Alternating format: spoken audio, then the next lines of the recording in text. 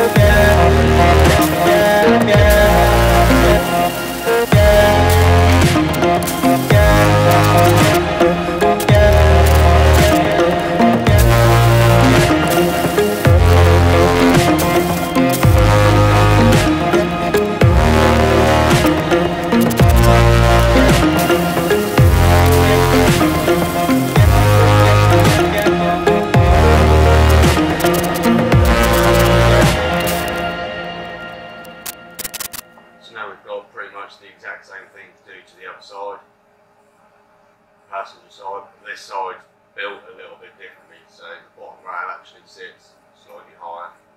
I've got rid of pretty much all my bracing, so I'm going to have to bring my bracing out first, get my